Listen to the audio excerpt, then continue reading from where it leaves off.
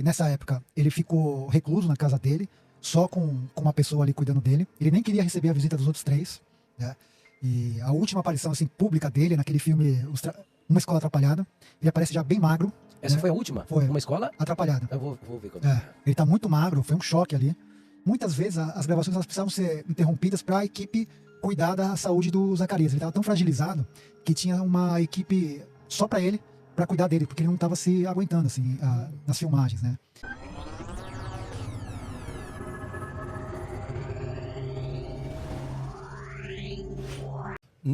No decorrer dos anos, a gente veio ouvindo sobre Zacarias. Que o Zacarias era... como fala hoje? Não sei se pode usar essa Pode, expressão. acho que pode. Homossexual? Sim. Pode falar? É que eu não sei, hoje tem... Ele era homossexual, eu não sabia que ele era casado. Ele na verdade ele era bissexual. Ah, era bissexual. O Zacarias foi casado com a Selma Lopes. Eu entrevistei a Selma Lopes pro documentário. Isso é real, ele era bissexual mesmo. Sim, real. Ele chegou a namorar uma cantora de fossa chamada Valesca. A Valesca, para quem não sabe, foi uma cantora que fez muito sucesso também. E chegou a ter um outro namoro, né? E acredito que esses dois namoros, esses dois últimos, assim, depois da Selma, foram mais uma questão até de, com todas as aspas, assim, prestar contas à sociedade. À sociedade, sabe? Ele tinha filhos? Ele tinha uma filha, tem, né? Tem uma filha? A Laura, que é adotada. Ah, sim. Mas não é dele, assim, né? Mas era de consideração, tá? É dele. Mas o Zacarias, ele tinha essa vida dupla, né? Mas todo mundo que trabalhava com os Trapalhões, que convivia com o Zacarias, ele não falava, mas ele não escondia, entendeu? Sim, é que antigamente era diferente. Então né? o Dedé sabe que ele era bissexual. O Mussum sabia. O Renato sabe.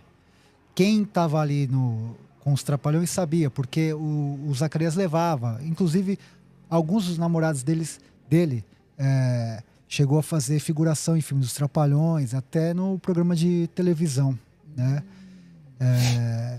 E o que me espanta até hoje é o Dedé e o Renato não falarem sobre isso, né? Dizer, o Zacarias ele morreu por conta de uma dieta mal feita, tal. Eu até entendo que naquela época as pessoas quisessem esconder a causa da morte do Zacarias por conta do preconceito, do machismo e tudo mais. Era diferente. Mas hoje não tem porquê. Não tem hoje, porquê né? chegar e se envergonhar até de uma hoje coisa que... quando pergunta pro Dedé, ele fala, não, foi uma dieta, tal. Sim.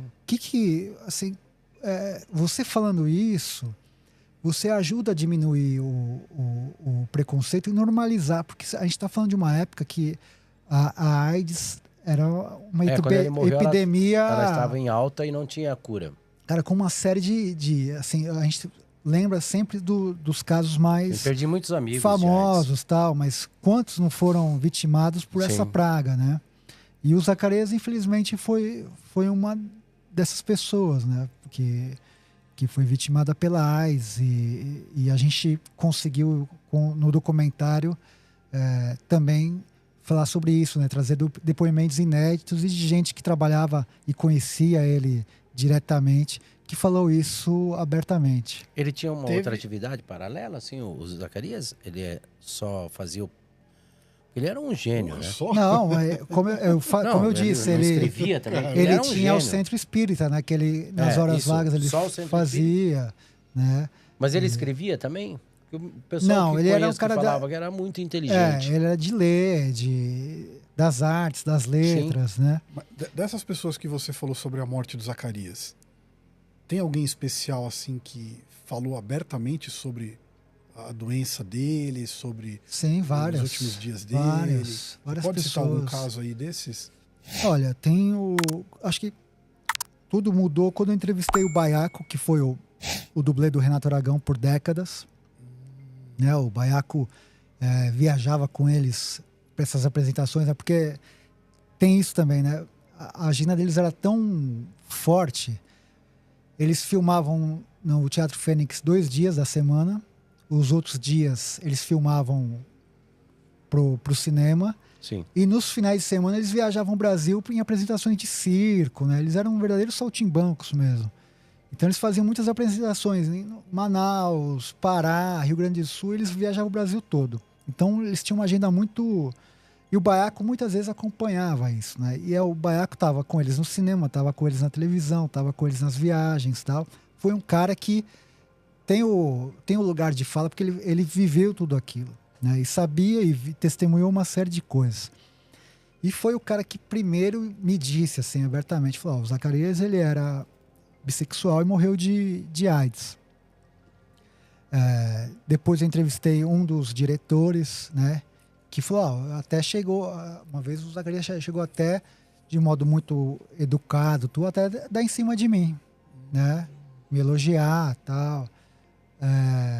O empresário deles falou também que a Globo disponibilizou para ele o tratamento nos Estados Unidos, porque naquela época o que tinha de mais avançado em AIDS era nos Estados Unidos, mas como ele tinha essa questão da religiosidade dele, ele preferiu fazer uma coisa mais alternativa. Eu entrevistei a Selma Lopes, que não falou textualmente, mas pela resposta dela já quer dizer que ela sabia dessa questão da bissexualidade do Zacarias e tantos outros. Assim, a maioria que eu entrevistei, aliás, todos que eu entrevistei e perguntei em relação a isso, falaram de uma maneira muito natural. E muito Mas ele teve direta. algum artista famoso que veio que era namorado e veio a faltar pela mesma doença? Do Zacarias? Sim. Eu entrevistei um dos namorados dele, né? Porque isso me ajuda a fundamentar essa história.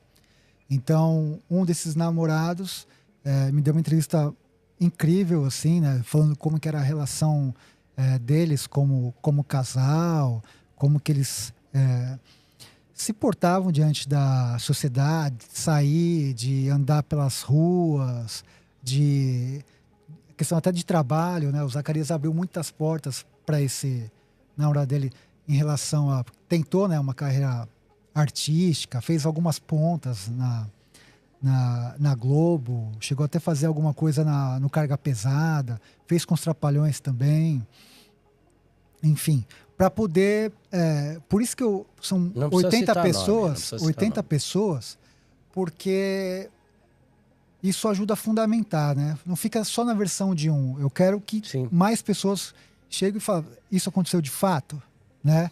Que era um preconceito enorme, né? Enorme, porque se você colocar... Antigamente era um ídolo infantil, né? Numa época infantil também. Numa época que os galãs não podiam nem falar cogitar que eram homossexuais ou bissexuais, porque poderiam perder papéis em novelas, né? Eles não falavam nem que eram comprometidos, que eram casados. Exato. Né? Os galãs nem falavam isso. E o HIV, na época, ninguém sabia o que era, não tinha tratamento, era uma coisa que era muito preconceito em cima. Exatamente. Né? Era muito estranho, porque um amigo que faleceu, eu fui visitá-lo no hospital, a vassoura tinha um esparadrapo escrito AIDS. Tudo. Assim, você não podia pegar em nada, porque você não sabia como era. Achava as pessoas que acham que encostar ou tomar no mesmo copo que a pessoa podia pegar. Era bem isso. Tinha muita desinformação. Sim. Né? Ele, nessa época, ele ficou recluso na casa dele, só com uma pessoa ali cuidando dele. Ele nem queria receber a visita dos outros 3. Né? E a última aparição assim, pública dele é naquele filme... Uma Escola Atrapalhada. Ele aparece já bem magro. Essa foi a última? Foi. Uma Escola Atrapalhada. Eu vou ver quando Ele tá muito magro, foi um choque ali. E esse filme é lançado, se eu não me engano, em dezembro. E aí em março de 90, ele falece, né? Aí sai aquele plantão da Globo. Isso. Supla. Tá vendo? Ele tá bem magro ali, a peruca até sobra um pouco na cabeça dele. Angélica. E nessa época do Escola Atrapalhada, muitas vezes as gravações elas precisavam ser interrompidas para a equipe cuidar da saúde do Zacarias. Ele estava tão fragilizado que tinha uma equipe só para ele para cuidar dele, porque ele não estava se aguentando assim nas filmagens, né? Então foi uma coisa bem triste que aconteceu. Quando você começou a fazer esse documentário, você esperava que ia chegar nesse lado mais obscuro dos Trapalhões? Ou você começou aquela coisa, o documentário Chapa Branca? Não, eu nunca pensei em fazer. Aliás, nenhum trabalho meu é chapa branca, assim. Eu sempre tento tirar o máximo das pessoas, né? Às vezes, quando a pessoa, você vê que ela não quer responder, eu instigo de um jeito educado, tudo, mas até arrancar a informação que eu sei que aquela pessoa tem. Já pensou em ganhar muito dinheiro na internet, aqui no YouTube, sem precisar aparecer? Com esse canal que você está vendo esse vídeo agora, eu fiz mais de 160 mil reais, sem que eu precise trabalhar 8 horas por dia, e muito menos trabalhar todos os dias. Então, se você, assim como eu no passado, está cansado de ganhar um salário mínimo, essa pode ser a oportunidade da sua vida para mudar isso. Você não precisa ser nenhuma pessoa especial para ter esses resultados, ou até melhores. Basta seguir um passo a passo, e esse passo a passo eu irei revelar em uma aula 100% gratuita para que você consiga viver do YouTube também. Então, clique no primeiro link da descrição e veja o vídeo antes que ele fique privado.